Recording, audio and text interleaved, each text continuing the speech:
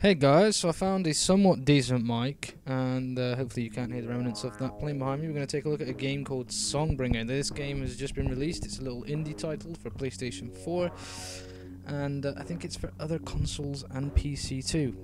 And what drew me to this game was mainly the graphics. It's a retro-looking style game, and it doesn't take up much space on your hard drive, so that's always good to know. So I'm just going to show you the intro here, and then we'll move into some gameplay. But I wanted to show the intro because it looked pretty damn sweet, and I'm starting to be a really big fan of these games at the moment. I don't know what it is about indie titles at the minute, but they've been really appealing to me. In fact, I've just got into everybody's gone to the Rapture, which is another indie title, and I've had that for ages but never played it. Anyway, let's get into some gameplay. So you start off as this dude, and you enter this cave, and inside this cave we find a sword, and our little companion, he just tells us that we shouldn't really take the sword because it's a bad idea, you see? And you've woke up. You don't really know much about this character, to be honest, and even after playing through a good couple of hours, you don't really find too much. You find remnants of your old civilization, I guess, and there's little bits, snippets of drip-fed story, which is really cool. And you sort of go from there, really. There's plenty of dungeons throughout the game to travel through, and the game it plays very much like a typical Zelda game, where you find certain areas, you go into a dungeon, you beat the boss, you get something pretty cool, and then you move on. All of the controls are really simple. You just use your analog sticks to move around. I personally remote played this through the Vita, and I could play this really well on the Vita. Actually, it still looks superb, especially on the OLED screen. And the controls, because they're simple, it's easier to use on the Vita.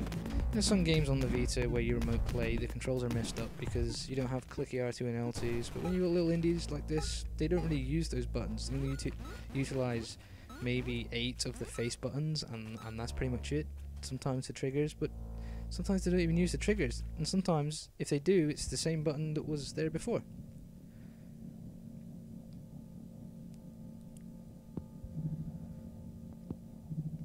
Another thing I liked about this is these little cutscenes you get. They just look absolutely gorgeous, even though they look rough as hell in a sense. They still look really, really nice. And also the lighting effects, the particle effects, are all done absolutely superbly for this game. Everything just looks the part, whether you're on the sandy beaches, as you can see now, whether you're in the forests, or even in the dungeons with really hard ass enemies. Now you do have 3 hearts on the bottom right there, and that is your life, and if those go, then it's basically game over. You can refill those hearts by taking down enemies with your mighty nano sword, and you can pick up these little things like gems that you can use to spend on upgrades. The upgrades, I've not actually unlocked a single one yet because I haven't been back to get there, and I'm not sure if there's other places throughout the game. But there are NPCs that I've come into contact with so far, and they're pretty interesting, but they can be a little abrupt, and many of them offer you a quest or a fetch task, and this obviously involves going into a dungeon as well. I like the enemies in this game. They're done really nicely. There's plenty of different types, and they all move a little differently, look a little differently. It really does complement the game in a way to have varied enemies, especially in this sort of art style.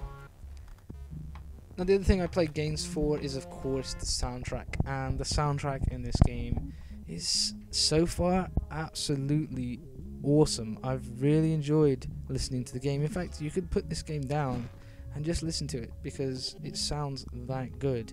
It's really damn impressive. 20 years ago, if this came out on a Sega cartridge, it would have been the dog's bollocks.